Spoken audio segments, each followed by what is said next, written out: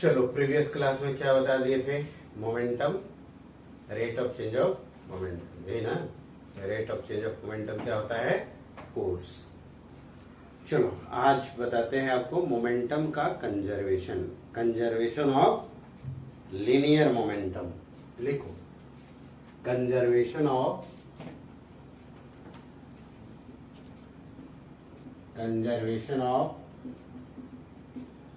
Linear momentum, linear momentum का conservation, है ना। समझते हैं मोमेंटम कब कंजर्व होता है। देखो, समझो यहां पर सिंस, सबसे पहले मैथमेटिकली हम इसको एनालाइज कर लेते हैं, फिर लैंग्वेज में लिखवा देंगे, ठीक है। सिंस एफ एक्सटर्नल होता है कितने के बराबर? डीपी बाई डीटी, यही ना। अगर हम एफ एक्सटर्नल का वैल्यू 0 कर दें, एफ एक्सटर्नल 0 हो जाए, तो बताओ यहाँ डीपी बाई डीटी का वैल्यू कितना हो जाएगा? 0, यही ना। डीपी बाई डीटी कितना हो जाएगा? 0।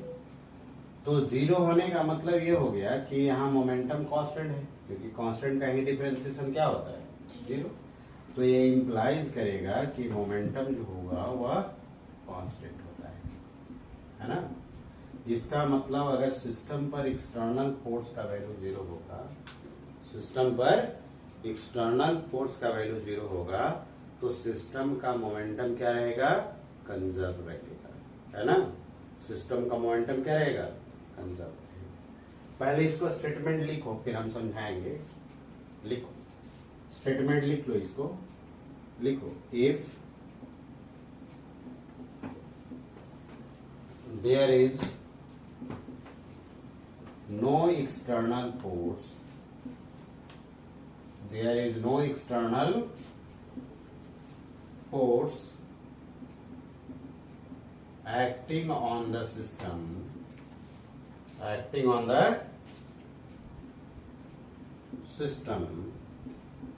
then momentum of system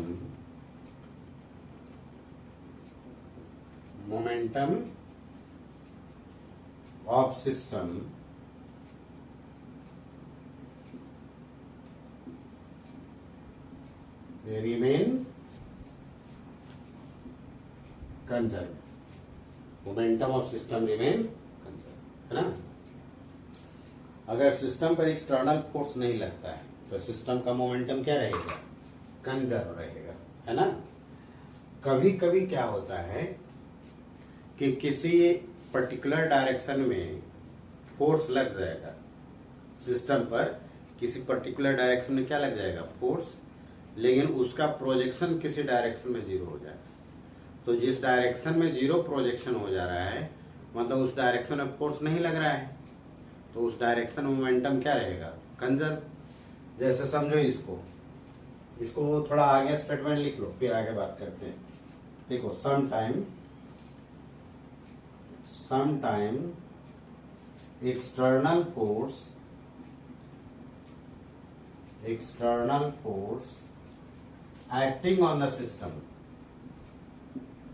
acting on the system, but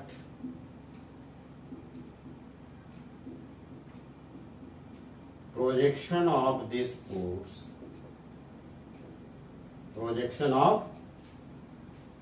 force in a particular direction,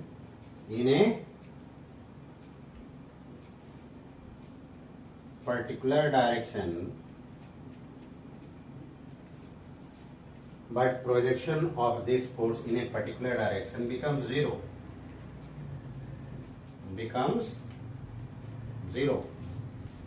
So momentum of the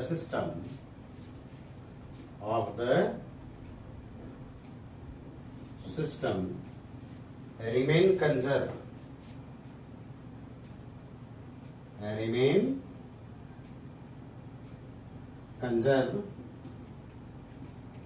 in this direction, in this direction.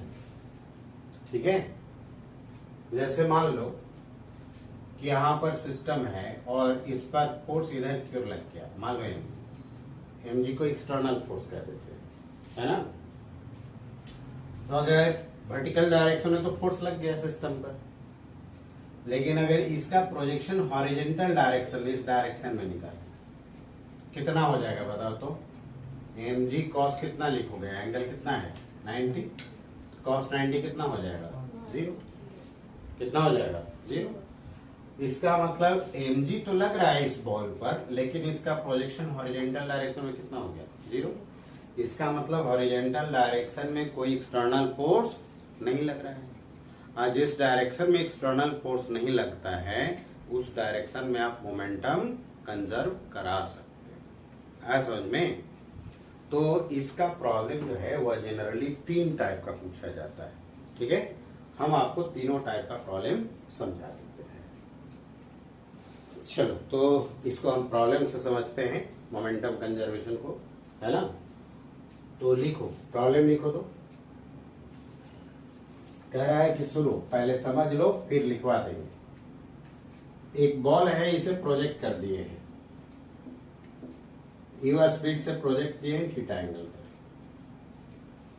Maximum height पर, यहां मैक्सिमम हाइट पर ये 3 part में split कर जाता है, 3 पार्ट में split कर जाता है, एम एंड 2m में, ठीक है। एम और 2m में स्प्लिट कर जाता है। एक स्मॉलर पार्ट अपने पाथ को रिट्रेस कर जाता है, रिट्रेस का मतलब जैसे गया था वैसे ही रिटर्न किया। दूसरा वाला स्मॉलर पार्ट फॉल कर जाता है। कहता है बताओ तीसरे वाले पार्ट का वेलोसिटी कितना, ठीक है। लिखो, प्रॉब्लम में लिखो। तो a ball is projected with a speed u, with a speed u by making angle theta with horizontal, theta with horizontal, ठीक है। at maximum height, at maximum height it is split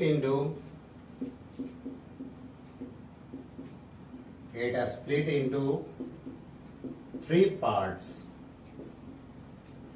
3 parts, 3 part में split कर गया, m and 2m। one smaller part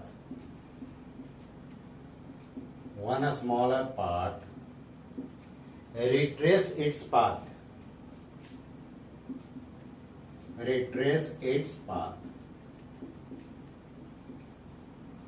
second smaller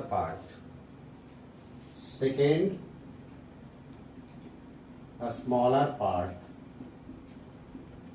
fall vertically downward,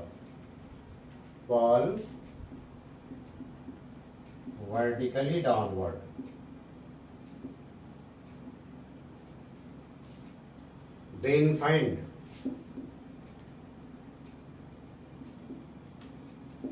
a speed of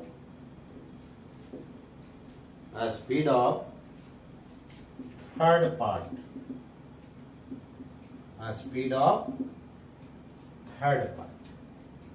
ठीक है। चलो समझो, 3 part में स्प्लिट किया है, कितना कितना मास में, एम और 2m में। तो ये बताओ टोटल मास कितना हो गया, बॉल का इनिशियली मास कितना रहा होगा, 4m, ये ना 4m रहा होगा। तो यहां पर अगर 4m रहा होगा, अब ये जा रहा है यहां पर, ठीक है। अब यहां पर ये 3 पार्ट में स्प्लिट करेगा, एक स्मॉलर पार्ट सीधे नीचे दूसरा स्मॉलर पार्ट अपने पाथ को रिट्रेस किया, है ना। रिट्रेस करने का मतलब जिस पाथ से गया था उसी पाथ पर रिटर्न करेगा। तो जब यहां से यहां पर जाता है तो बताओ बॉल का स्पीड कितना हो जाता है। मैक्सिमम हाइट पर जानते हो ना तुम लोग, कितना जानते हो, ये कॉस्ट का। तो अपने पाथ पर रिटर्न होने के लिए जितना यहां पर स्पीड अटेन किया था उतना ही अगर बैकवर्ड डायरेक्शन में स्पीड मिलेगा तब तो इस पाथ से गया था इस पाथ से रिटर्न करेगा, है ना। इससे ज्यादा अगर स्पीड मिलेगा तो इधर चला जाएगा, इससे ज्यादा स्पीड मिलेगा तो पहले ही जाकर के फॉल कर जाएगा। तो एक स्मॉलर पार्ट अपने पाथ को रिट्रेस कर गया, दूसरा स्मॉलर पार्ट यहीं से गिर गया है तो इसका तो वेलोसिटी 0 हो गया। थर्ड वाले पार्ट का मतलब इसका आपको स्पीड पूछता, ठीक है। चलो, तो मोमेंटम कंजर्वेशन यहां करा सकते हैं। क्यों करा सकते हैं? क्योंकि अगर वेट को एक्सटर्नल फोर्स माने तो वह किधर क्यों लगेगा, mg डाउनवर्ड डायरेक्शन में लगेगा ना। लेकिन इसका हॉरिजॉन्टल डायरेक्शन में प्रोजेक्शन कितना हो जाएगा। जैसे मान लो यहाँ बॉल है, mg डायरेक्शन अभी तो बताए थे, इसका हॉरिजॉन्टल डायरेक्शन में अगर प्रोजेक्शन करें तो कितना हो जाएगा, mg cos 90। cos 90 कितना हो जाएगा। इसका मतलब हॉरिजॉन्टल डायरेक्शन में कोई एक्सटर्नल फोर्स नहीं लग रहा है, इसलिए हॉरिजॉन्टल डायरेक्शन में क्या कर सकते हैं, मोमेंटम कंजर्व करा सकते हैं। मोमेंटम क्या करा सकते हैं, कंजर्व करा सकते हैं। और मोमेंटम कंजर्वेशन जो है वह इवेंट से जस्ट पहले और इवेंट के जस्ट बाद होता है। तो हम मोमेंटम कंजर्वेशन करा रहे हैं एक्स एक्सिस के अलाउंग। लिखो मोमेंटम कंजर्वेशन, अप्लाई लिखो, apply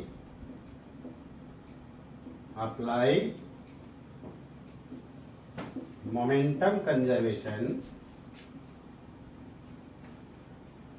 apply momentum conservation along horizontal direction, horizontal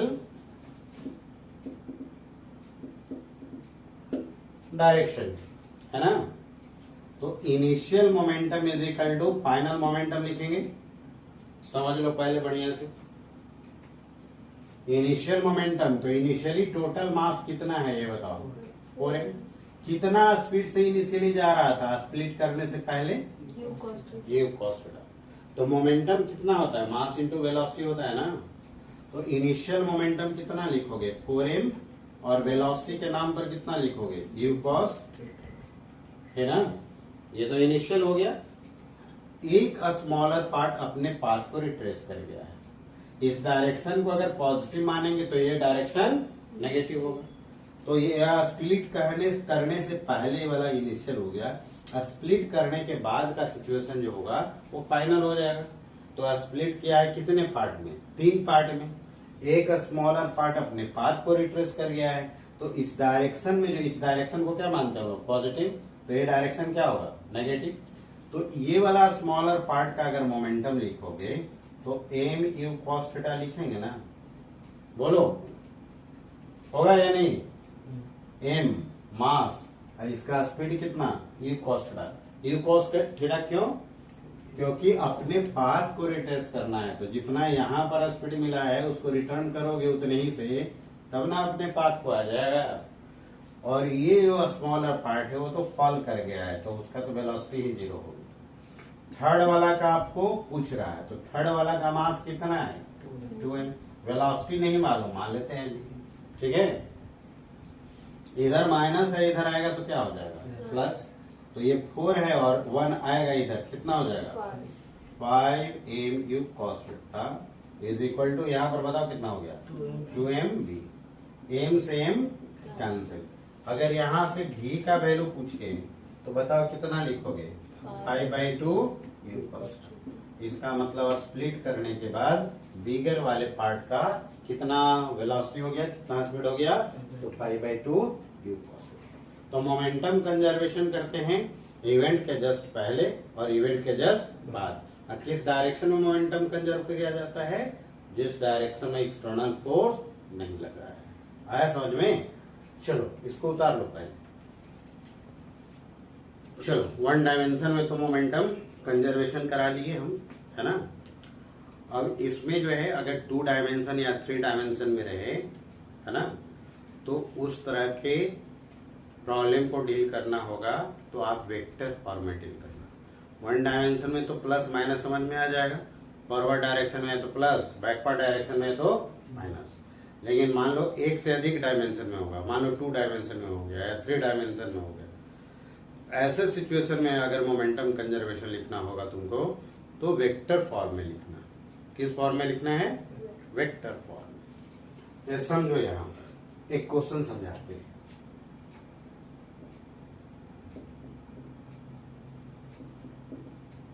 देखो समझो, प्रॉब्लम में कह रहा है कि हॉरिजॉन्टल फ्लोर है, स्मूथ है। कैसा सरफेस है? स्मूथ। यहां पर मान लो एक बॉल रखा हुआ है, ठीक है, ऐसे बॉल रखा हुआ है। इंटरनल मैकेनिज्म के कारण ये 3 इक्वल पार्ट में स्प्लिट कर जाता है। कितने पार्ट में? इंटरनल। बम रहता तो क्या होता? बहुत सारे फ्रेगमेंट में बढ़ जाते, है ना। या बम भी मान सकते हो, मान लो बम एक है ना, वो हॉरिजॉन्टल फ्लोर में रखा हुआ है, सडनली अब स्प्लिट कर गया 3 इक्वल पार्ट में। कितने पार्ट में? 3 इक्वल पार्ट में।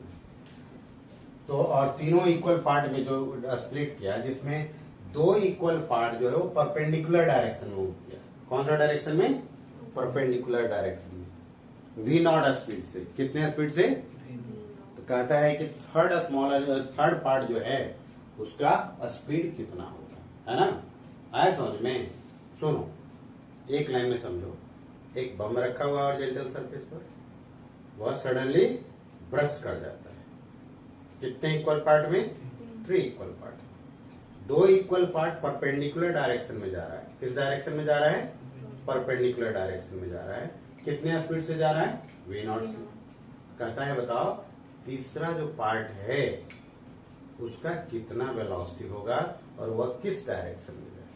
ठीक है, चलो समझते हैं। लिखो पहले क्वेश्चन, जो भी लिखना है, बम लिखना है, बॉल लिखो। लिखते हैं हम बॉल, है ना। ये ball split into 3 equal parts. 3 equal parts. 2 equal parts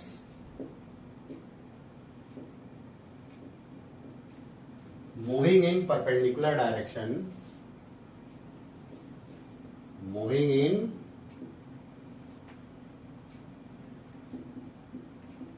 perpendicular direction with equal speed v0, then find the speed of third part. Find the speed of third part. ठीक है, समझो। जैसे यहीं पर रखा हुआ था बॉल, ठीक है, ये 3 पार्ट में स्प्लिट कर गया। तो ऐसे दिखा देते हैं, एक्सिस मान लेते हैं समझाने के लिए। मान लो ये एक्स एक्सिस में चला गया, परपेंडिकुलर डायरेक्शन में बोल रहा है, तो एक को एक्स एक्सिस कह देते हैं, दूसरा को वाई एक्सिस। तो ये 3 पार्ट में स्प्लिट किया है। ये वाला जो है वह 3 पार्ट में स्प्लिट कर गया ऐसे, ठीक है। एक पार्ट जो है वह इधर की ओर गया है। तो ये मान लो इसका मास मान लेते हैं पहले m है। तो 3 इक्वल पार्ट का मतलब इसका कितना मास हो जाएगा? m/3। ये इधर की ओर v0 से जा रहा है। कितना से जा रहा है? और सेकेंड वाला स्मॉलर पार्ट जो है वह इस डायरेक्शन में जा रहा है v0 से। कह रहा है थर्ड वाला का किस डायरेक्शन में जाएगा, कितना स्पीड होगा, है ना। समझो इसको। ऐसे बम रखा हुआ है हॉरिजॉन्टल सरफेस पर, बम रखा हुआ है हॉरिजॉन्टल सरफेस पर, या बॉल रखा हुआ है हॉरिजॉन्टल सरफेस पर। ये सडनली ब्रेक कर जाता है। तो नॉर्मल फोर्स किधर लग रहा है, ऊपर की ओर, mg किधर लग रहा है, डाउनवर्ड डायरेक्शन लग रहा है ना। तो हॉरिजॉन्टल सरफेस के तरफ फोर्स तो कोई लग नहीं रहा है, हॉरिजॉन्टल प्लेन में तो कोई फोर्स लग नहीं रहे हैं, है ना। तो इस हॉरिजॉन्टल प्लेन में मोमेंटम क्या रहेगा, कांस्टेंट, क्योंकि हम समझाए हैं तुम लोग को कि जिस डायरेक्शन में एक्सटर्नल फोर्स नहीं लगता है उस डायरेक्शन में सिस्टम का मोमेंटम क्या रहता है, कंजर्व रहता है ना। तो ये पूरे हॉरिजॉन्टल प्लेन में कोई एक्सटर्नल फोर्स तो नहीं लगा, जैसे मान लो यहाँ पर तो नॉर्मल ऊपर की ओर लग रहा है और mg किधर लग रहा है, डाउनवर्ड, लेकिन इसका तो हॉरिजॉन्टल प्लेन में प्रोजेक्शन क्या हो जाएगा, जीरो। क्यों जीरो हो जाएगा, क्योंकि 90 डिग्री एंगल बना रहा है। इसका मतलब हम मोमेंटम कंजर्वेशन अप्लाई कर सकते हैं किस डायरेक्शन में, हॉरिजॉन्टल प्लेन में, है ना। तो यहां पर अप्लाई करके समझाते हैं। देख, हॉरिजॉन्टल प्लेन में हम मोमेंटम कंजर्वेशन अप्लाई करते हैं। तो हम लिख रहे हैं, देखो समझ लो, अप्लाई मोमेंटम कंजर्वेशन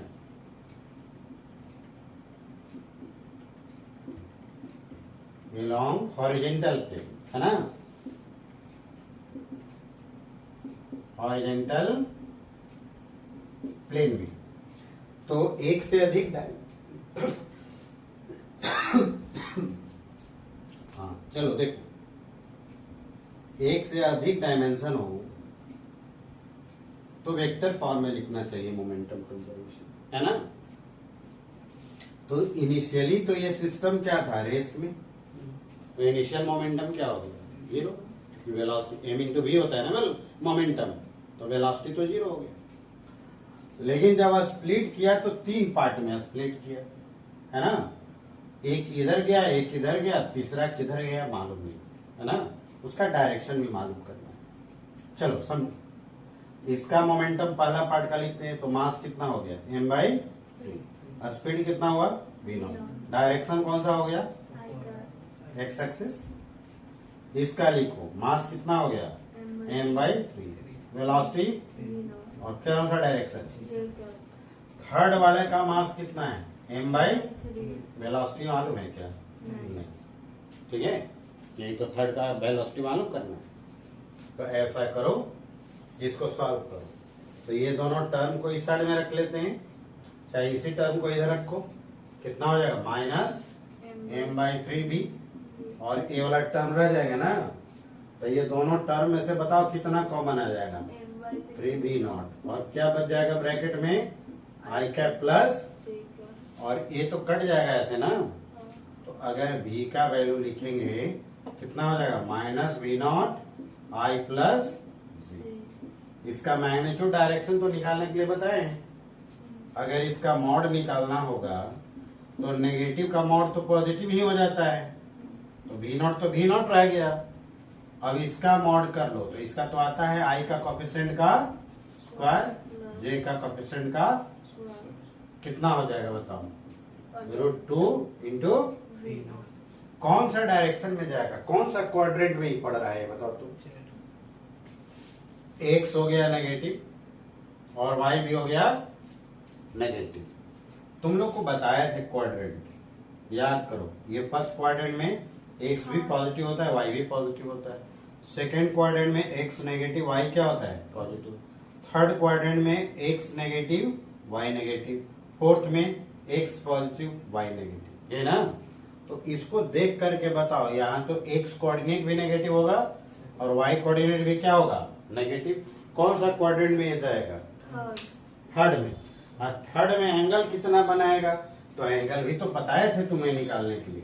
यहाँ से बताओ, tan थीटा लिख करके बताएंगे ना, y/x बताया था ना। y किसका कोफिशिएंट, j का, और x किसका कोफिशिएंट, तो ये बताओ थीटा का वैल्यू कितना हो गया, 45 डिग्री। तो first quadrant, second quadrant, third quadrant, fourth quadrant, तो फोर्थ क्वाड्रेंट में जा रहा है ना। और कितना एंगल बना करके, 30 डिग्री, 45 डिग्री ना, कि 30 डिग्री, 45। थर्ड क्वाड्रेंट में एंगल कुछ याद है, बताए थे तुम लोग को, कितना होता है, 180 डिग्री प्लस थीटा, सब भूल गए? 180 डिग्री प्लस 45 लिखोगे ना। कहां से एंगल लेते हैं? यहां से, यहां से यहां तक कितना हो गया? 180 डिग्री, और ये वाला कितना एंगल हो गया? 45। तो थर्ड वाला पार्ट जो है ना वह इधर की ओर जाएगा। कितने स्पीड से जाएगा? तो √2 इंटू, आया समझ में? चलो उतारो इसको। चलो हम लोग दो एग्जांपल देख लिए ना मोमेंटम कंजर्वेशन का। एक तो 1 डायमेंशन में, ठीक है, दूसरा प्लेन में भी देख लिए। तो जब भी 1 डायमेंशन से अधिक डायमेंशन में मोमेंटम कंजर्वेशन कराना होगा तो कौन सा फॉर्म यूज करना है? वेक्टर फॉर्म यूज करना है। कौन सा फॉर्म यूज करना है? वेक्टर फॉर्म यूज करना है। कोई दिक्कत नहीं ना? आगे बढ़े, चलो समझो। एक प्रॉब्लम और समझते हैं। अब थोड़ा थोड़ा इसमें रिलेटिव का भी कॉन्सेप्ट लाते हैं, है ना? समझो, पहले प्रॉब्लम समझ लो फिर लिख लेना। प्रॉब्लम में कह रहा है कि एक मान लो टैंक है ना? इस टैंक का मास m, ठीक है। इस टैंक से एक गोला ऐसे, है ना, ये फायर किया जाता है V से, V0 से मानो, और ये स्मूथ हॉरिजॉन्टल सरफेस पर है। कैसा सरफेस पर है? स्मूथ हॉरिजॉन्टल सरफेस पर। इस गोला का मास m है और ये ग्राउंड के रिस्पेक्ट में V0 से फायर किया जाता है। किसके रिस्पेक्ट में? ग्राउंड के रिस्पेक्ट। कहता है कि जब ये गोला जो है फायर किया जाएगा, है ना, तो फायर करने के बाद टैंक को जो वेलोसिटी मिलेगा, देखते हो टैंक छूटते हुए सेना में देखे हो? नहीं, टैंक जैसे ही गोला छूटता है तो पीछे की ओर जर्क लगता है कस के, है ना? पीछे की ओर क्या लगता है? जर्क। वो मोमेंटम चेंज होता है ना। मोमेंटम चेंज होने के कारण क्या लगता है? फोर्स लगता है। क्या लगता है? फोर्स लगता है, वही जर्क लगता है। ठीक है, आ रहा है समझ में? तो देखो, लिखो यहां पर गोला को क्या लिखोगे बता? गोला ही लिखवा दे। लिख लो।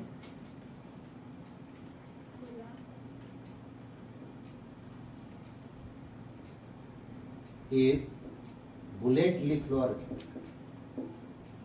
ऑफ या रॉकेट, है ना? मेटल बॉल लिखो। A bullet of mass m fired with velocity v0 with respect to ground, then find the required velocity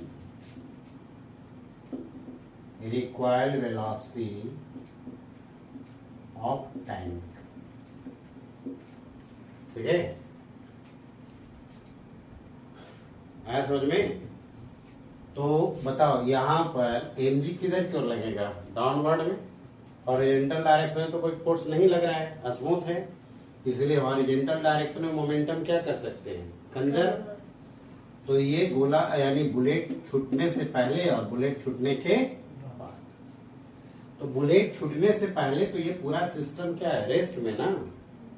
तो रेस्ट में होगा तो इनिशियल मोमेंटम क्या होगा? 0, ये ना। अब समझो, फाइनल लिख रहे हैं तो फाइनल में ये बुलेट ऐसे छूटा तो इसको भी वेलोसिटी मिला होगा ना, लेकिन इसका वेलोसिटी जो दिया है ना बॉल का, बुलेट का, वह ग्राउंड के रिस्पेक्ट में दिया हुआ है। किसके रिस्पेक्ट में दिया है? और ये टैंक भी जो मूव करेगा वो कहां पर मूव करेगा? ग्राउंड के रिस्पेक्ट में। तो दोनों वेलोसिटी सेम ही फ्रेम में है, इसलिए यहां पर रिलेटिव का कॉन्सेप्ट लगाने की जरूरत नहीं पड़ेगा। आ रहा है समझ में? तो इसका मास हो गया बुलेट का m, v0 है वेलोसिटी किसके रिस्पेक्ट में? ग्राउंड के रिस्पेक्ट में। देखना पड़ेगा, है ना, इसी में बदल करके फिर आपको बताएंगे। थोड़ा सा बदल देंगे प्रॉब्लम चेंज हो जाएगा, है ना। समझो, m इंटू वी नॉट हो गया। ये किसका लिखे हैं? बुलेट का ना। अब इस टैंक का लिखो, टैंक का मास कितना है? m। और मान लो कि रिक्वायर्ड वेलोसिटी जो है वो कितना मिला? v1। कोई दिक्कत? अब ये प्लस है, इधर इधर लॉग, इसको माइनस हो जाएगा ना। m इंटू वी1 हो गया, m इंटू वी नॉट हो गया, ठीक है। तो अगर यहां से v1 लिखेंगे तो क्या लिखेंगे? m v naught by capital. यही टैंक का रिक्वायर्ड वेलोसिटी मिला। नेगेटिव साइड क्या बता रहा है कि अगर बुलेट फॉरवर्ड डायरेक्शन में जा रहा है तो ये टैंक जो है वो किधर की ओर जाएगा? बैकवर्ड। कोई दिक्कत नहीं ना। चलो बना जल्दी से नेक्स्ट क्वेश्चन का सिचुएशन की। जैसे मान लो यहां टैंक है ना, टैंक है और ये टैंक का बैरल है ना। बैरल जो है वो हॉरिजॉन्टल के साथ अल्फा एंगल बनाता है और इस बार बुलेट इधर की ओर फायर किया गया एम मास का वी नॉट स्पीड से। कितना एंगल पर? हॉरिजॉन्टल से अल्फा। और इसका मास एम ही है। इसका मास कितना है? एम है। लेकिन ये वी नॉट जो है वो ग्राउंड के रिस्पेक्ट में नहीं लिखा है। ग्राउंड के रिस्पेक्ट में नहीं लिखा है। सिर्फ कहेगा कि टैंक से एक बुलेट फायर किया गया, जो कि फिगर में दिखाया हुआ है, कितने स्पीड से? वी नॉट से। तो बताओ टैंक का रिक्वायर्ड स्पीड कितना होगा, है ना। तो लिखो, क्वेश्चन लिखो। A bullet of mass m fired with velocity v naught as shown in figure, as shown in figure, then find a required velocity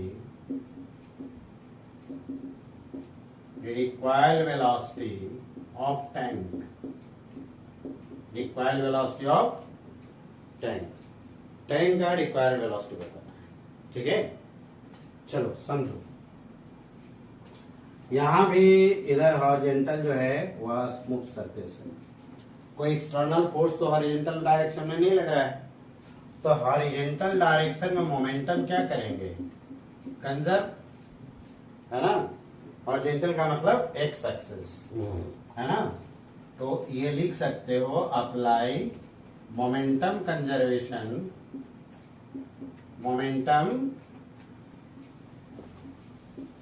apply momentum conservation along horizontal direction,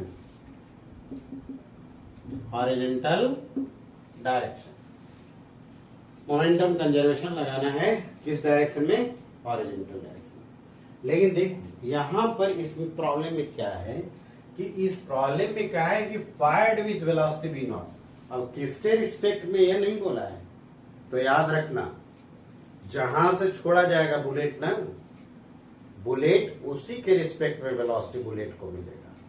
मतलब ये tank से छोड़ा गया है तो tank के respect में bullet का वेलोसिटी किसके रिस्पेक्ट में है?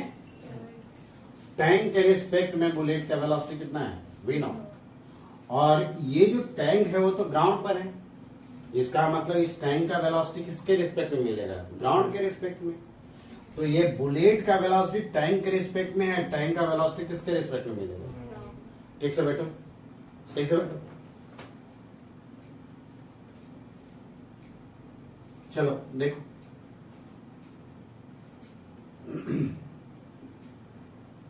तो मोमेंटम कंजर्वेशन हम हॉरिजॉन्टल डायरेक्शन में लगाते हैं। देखो velocity of bullet with respect to tank अगर लिखेंगे तो velocity of bullet minus velocity of tank लिखेंगे ना। तो ये वेलोसिटी ऑफ बुलेट किसके रिस्पेक्ट में है? ग्राउंड के रिस्पेक्ट में। और ये वेलोसिटी ऑफ टैंक किसके रिस्पेक्ट में हो गया? ग्राउंड के रिस्पेक्ट में। तो वेलोसिटी ऑफ बुलेट अगर ग्राउंड के रिस्पेक्ट में लिखना होगा तो ये नेगेटिव को इधर ला सकते हैं, तो velocity of bullet with respect to tank plus velocity of, किस डायरेक्शन में लगाना पड़ेगा हमको, हॉरिजॉन्टल डायरेक्शन में। अगर बुलेट का वेलोसिटी ग्राउंड के रिस्पेक्ट में लिखना है तो बुलेट का वेलोसिटी पहले टैंक के रिस्पेक्ट में लिखना होगा, फिर टैंक का वेलोसिटी को ऐड करेंगे तो उस बुलेट का वेलोसिटी किसके रिस्पेक्ट में मिल जाएगा हमें, ग्राउंड के रिस्पेक्ट। अब रिलेटिव आएगा इसमें, है ना, रिलेटिव का कॉन्सेप्ट पढ़ाए ना तुम लोग को, 1 डायमेंशन में भी पढ़ाए हैं और 2 डायमेंशन में भी पढ़ाए हैं। थोड़ा उसको रिवाइज कर लो, ऐसा में रिवीजन बहुत जरूरी है ना, तो कुछ समझ में नहीं आएगा। समझो, पहले इसका इनिशियली तो सिस्टम क्या है, रेस्ट में, तो इनिशियल मोमेंटम क्या लिखेंगे, जीरो। अब फाइनल लिखते हैं तो हम इस बुलेट का लिखते हैं, लेकिन हॉरिजॉन्टल डायरेक्शन में लिखेंगे। किसके रिस्पेक्ट में लिखना है, ग्राउंड के रिस्पेक्ट में। तो सबसे पहले बुलेट का टैंक के रिस्पेक्ट में लिखेंगे, फिर टैंक का ऐड करेंगे। तो ये मास हो गया बुलेट का, वेलोसिटी बुलेट का टैंक के रिस्पेक्ट में हॉरिजॉन्टल डायरेक्शन में कितना होगा, तो इसका इधर प्रोजेक्शन करोगे ना, तो इधर तो V नॉट है और इधर कितना हो जाएगा, V नॉट कॉस अल्फा ना, V नॉट। ये बुलेट का वेलोसिटी जो है वो किसके रिस्पेक्ट में मिला, टैंक के रिस्पेक्ट में, लेकिन हमें लिखना है किसके रिस्पेक्ट में, तो हमें क्या करना पड़ेगा, वेलोसिटी ऑफ टैंक ऐड करना पड़ेगा। तो यहाँ पर वेलोसिटी ऑफ टैंक ऐसे ऐड कर दिए। अब ये बुलेट का मोमेंटम हमें किसके रिस्पेक्ट में लिखा गया, ग्राउंड के रिस्पेक्ट में लिखा गया, किस डायरेक्शन में, हॉरिजॉन्टल। अब कौन किसका लिखना बच गया है, टैंक का। तो टैंक तो चलेगा ही हॉरिजॉन्टल ग्राउंड के रिस्पेक्ट में, तो उसका तो रिलेटिव लिखने की जरूरत नहीं है।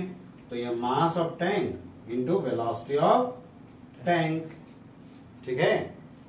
अब इसको कैलकुलेट करो, इसको मल्टीप्लाई करो, M B naught cos alpha plus इससे मल्टीप्लाई करो M B T plus M B, इसको इधर रख लो minus M B naught cos alpha, और इससे क्या कॉमन आ जाएगा, एम प्लस एम इंटू है ना, हमें लिखना है वी टी।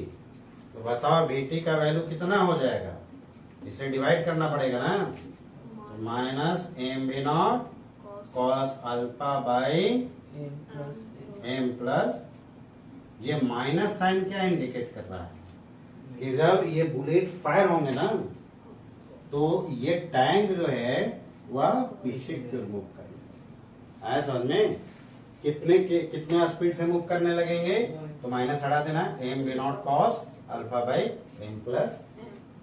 तो अगर किसी के रिस्पेक्ट ग्राउंड के रिस्पेक्ट में नहीं दिया है तो जहां से फायर किया जाएगा बुलेट का वेलोसिटी उसी के रिस्पेक्ट में होगा। है समझ में।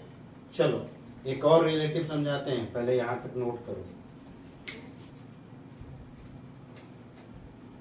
चलो नेक्स्ट क्वेश्चन देखते हैं, समझो। यहां पर एक ट्रॉली है और ये ट्रॉली जो है वह स्मूथ हॉरिजॉन्टल सरफेस पर है।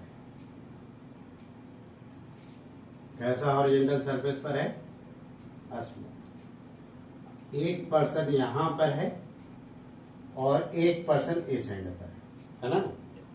इसका भी मास है, इसका भी मास एम है, इसका मास कैपिटल है और यह स्मूथ हॉरिजॉन्टल सरफेस, ठीक है। इनिशियली सिस्टम रेस्ट में, उसके बाद ये लेफ्ट साइड वाला पर्सन है और ये राइट साइड वाला पर्सन है। लेफ्ट साइड वाला पर्सन यू स्पीड से जंप करता है हॉरिजॉन्टल डायरेक्शन में, ठीक है, with respect to a state of car, है ना, ट्रॉली। जंप करने से पहले जो स्टेट है उसके रिस्पेक्ट हो गया। इसके जंप करने के बाद ये राइट साइड वाला पर्सन भी यू स्पीड से हॉरिजॉन्टल डायरेक्शन में जंप करता है ना। जंप करने से पहले जो ट्रॉली का स्टेट है उसके रिस्पेक्ट, कहता है जब दोनों पर्सन जंप कर जाएगा ट्रॉली से तो उसके बाद ट्रॉली का वेलोसिटी कितना होगा। ठीक है, तो लिखो, क्वेश्चन लिखो दो।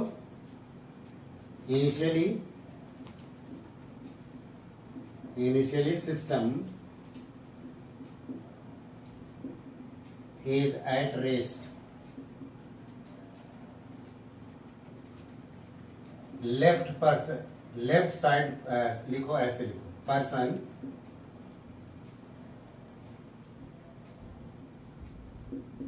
which is standing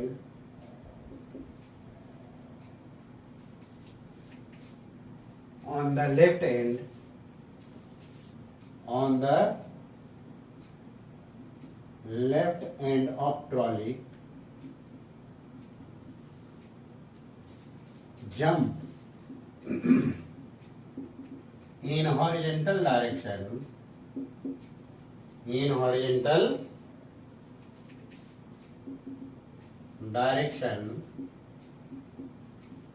with a speed u, with respect to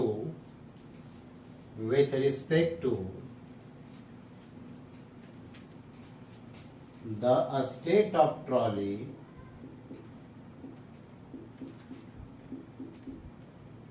before jump.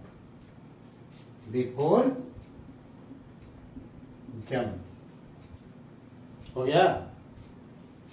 after some time person which is on the right end jump with a speed u with respect to the state of trolley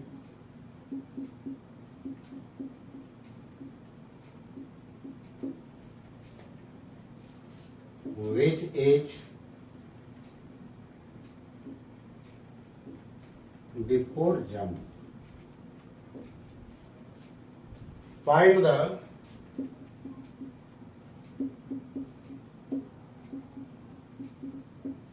velocity of trolley when both person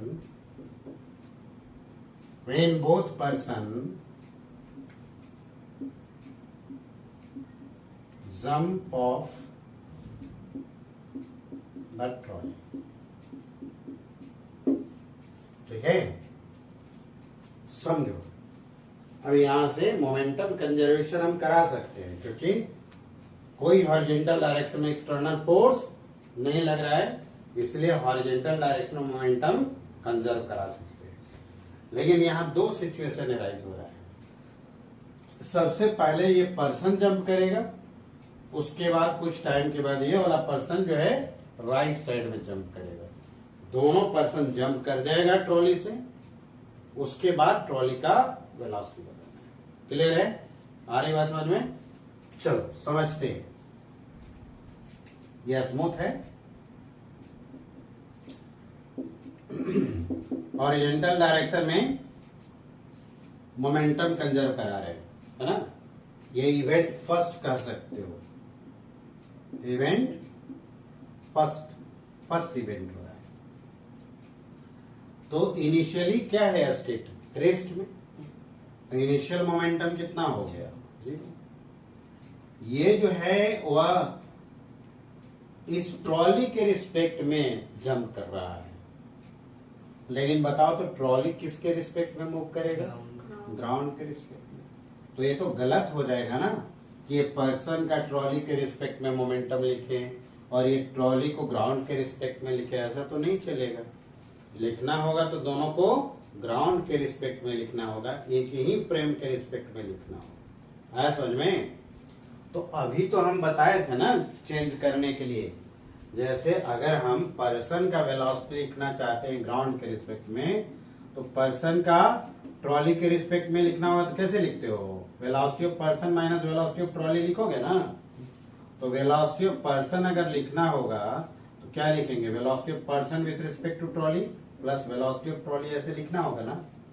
बोलो, आ रहा है समझ में? तो चलो समझो, अब पहले हम इस पर्सन का मोमेंटम लिखते हैं, तो हम फॉरवर्ड डायरेक्शन को क्या मानेंगे, पॉजिटिव, तो रिवर्स है ना इसके पीछे की ओर जंप कर रहा है, तो ये डायरेक्शन क्या लिखेंगे, नेगेटिव। तो इस पर्सन का मोमेंटम लिख रहे हैं, तो मास हो गया, इस पर्सन का वेलोसिटी तो माइनस यू लिख दें, लेकिन ये माइनस यू किसके रिस्पेक्ट में है, ट्रॉली के रिस्पेक्ट में। हमको लिखना है किसके रिस्पेक्ट में, तो क्या करना पड़ेगा, देखो वहां पर ट्रॉली का वेलोसिटी को ऐड करना पड़ेगा। तो ये वेलोसिटी ऑफ ट्रॉली मान लो फर्स्ट हो गया, v1 मान लेते हैं। बोलो, लेकिन थोड़ा समझ, v1 तो मानना पड़ेगा ना, लेकिन थोड़ा समझ, किसके रिस्पेक्ट में जंप किया है, कहां लिखे हैं, jump in horizontal direction with respect to u, with respect to a state of trolley before jump. तो जंप करने से पहले जो स्टेट था उसके रिस्पेक्ट में ना, तो इस पर्सन के जंप करने से पहले ट्रॉली क्या था, तो यहाँ वेलोसिटी ऑफ ट्रॉली के जगह v1 लिखे या 0 लिखे, 0 हो जाएगा। क्यों, क्योंकि जिसके कब के जंप करने से पहले वाला स्टेट के रिस्पेक्ट में बात कर रहा है ना, तो पहले तो ट्रॉली रेस्ट में ही था, तो यहाँ पर 0 लगा दिया, कोई दिक्कत नहीं ना, आ समझ में। प्लस अब सिस्टम में कौन कौन बच गया, ये तो जंप करेंगे, ये ट्रॉली बच गया और ये पर्सन बच गए, तो इसका मास कितना हो गया, m plus M into v1 लिखोगे ना ऐसे, इधर माइनस है, इधर आएगा क्या होगा प्लस, यहां पर हो गया m प्लस एम इंटू। अब ये v1 बताओ कितना हो गया, एम यू बाई, इसका मतलब पहला पर्सन जब जंप किया ना, उसके बाद ट्रॉली कितने वेलोसिटी से आने लगा, m you by M plus, positive है नेगेटिव है, मतलब फॉरवर्ड डायरेक्शन में मूव करने लगा, है ना। इसका मतलब अगर इसका हम फिगर बनाएं पहला वाला जंप करने के बाद, तो फिगर ऐसे बनेगा, ये ट्रॉली, इधर वाला पर्सन तो जंप कर गया है, बच गए ये, और ये v1 वेलोसिटी से ये ना। बोलो, अब इवेंट 2 होगा, अब ये पर्सन इधर की ओर जंप करेगा, कितने स्पीड से, लेकिन किसके रेस्पेक्ट में, जंप करने से पहले जो ट्रॉली का स्टेट है, तो जंप करने से पहले ट्रॉली कितने वेलोसिटी से जा रहा है, 0 से है। यहाँ देखो सेकंड, इवेंट सेकंड में देखो, अब यहां से इवेंट सेकंड का बात करेंगे ना, ठीक है। तब यहां से इनिशियल मोमेंटम और फाइनल मोमेंटम यानी मोमेंटम कंजर्वेशन लिखना पड़ेगा हमको। तो ये बताओ, इनिशियली तो पूरा सिस्टम इधर की v1 स्पीड से जा रहा है ना, उसके बाद जंप करेगा ना, तो इनिशियल मोमेंटम सिस्टम का क्या लिखोगे बताओ, m plus M into v1 ना, अभी तो ये जा ही रहा है ना, उसके बाद ये पर्सन जंप करेगा ना, तो इनिशियल तो यही सिचुएशन है। अब ये जंप कर रहा है, तो फाइनल सिचुएशन लिखेंगे, तो इस पर्सन का लिखो, इस पर्सन का किसके रिस्पेक्ट में लिखना पड़ेगा, ग्राउंड के रिस्पेक्ट में, किसके रिस्पेक्ट में, क्योंकि ये ट्रॉली किसके रिस्पेक्ट में जा रहा है, तो इस पर्सन का लिखो, तो पर्सन का मास m हो गया, ठीक है। ये कितना स्पीड से जा रहा है, जब क्या u, लेकिन किसके रिस्पेक्ट में, ट्रॉली के रिस्पेक्ट में, कौन सा स्टेट, जंप करने से पहले जो स्टेट, तो जंप करने से पहले ट्रॉली कितना स्पीड से जा रहा है, v1। तो देखो पर्सन का वेलोसिटी लिखना है, तो पर्सन का ट्रॉली के रिस्पेक्ट में, फिर ट्रॉली का ऐड, तो ट्रॉली का तो v1 ऐड कर दिया, अब तो ये मोमेंटम किसके रिस्पेक्ट में लिख दिए? ग्राउंड के रिस्पेक्ट में। किसका लिख दिए? पर्सन का। अब तो ये सिस्टम से ये भी चला गया ना। अब कौन बच गया? तो ट्रॉली का मास कितना है? एम। मान लो सेकंड पर्सन जंप किया, उसके बाद ट्रॉली का वेलोसिटी कितना हो गया? कोई दिक्कत नहीं ना? चलो लिखो इतना। अब यहां से फाइनल लिख देंगे, पहले इतना लिख लो, फिर ऊपर वाला मिटा दें। क्वेश्चन तो लिख लिया है ना, तो पहले समझ ही लो, उसके बाद लिख लेना। हम ऊपर में थोड़ा सा मिटा करके लिख देते हैं। क्लियर है?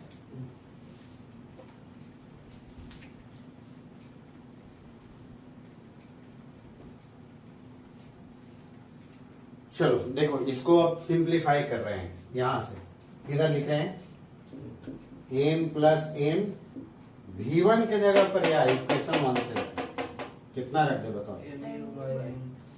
M you by M plus हो गया।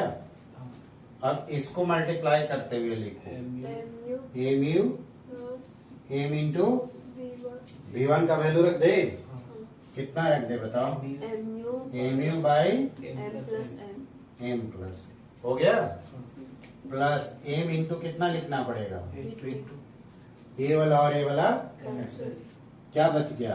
एम यू, और ये एम यू हो गया प्लस, इधर देखो मल्टीप्लाई करो, square U by plus M into B2 हो गया ना। और इसको इधर ले जाओगे तो क्या हो जाएगा? 0। इसको इधर ले गए, 0 हो गया। और ये क्या बच गया? U by plus M into, हमें B2 निकालना है, तो इसको इधर रख ले। प्लस है इधर आएगा तो माइनस हो जाएगा। ये m प्लस एम हो गया, और m इंटू B2 लिखेंगे ना, तो ये बताओ B2 कितना हो जाएगा? Minus M square U by M plus. कोई दिक्कत है तो बोलो। ये बताओ कि नेगेटिव साइन क्या इंडिकेट कर रहा है? ये इंडिकेट कर रहा है कि दोनों पर्सन जब जंप कर जाएगा तो ये ट्रॉली किधर की हो जाएगा? राइट साइड या लेफ्ट साइड? Left side. तो ऐसे भी लिख सकते हो, V2 जो होगा वह M square U by M plus M toward किधर? लेफ्ट। हो गए? हाँ, समझ में कैसे कैसे उतारना है समझ में आ रहा है ना? पहले इसको फिर इसको, वो तो रफ वर्क में कर लेना है ना इसको। इसके बाद इसको उतार लेना, फिर उसको उतार लेना। ठीक है? ये हो गया 1, ये हो गया 2, ये हो गया 3, और ये हो गया 4, और ये हो गया रफ। ठीक है?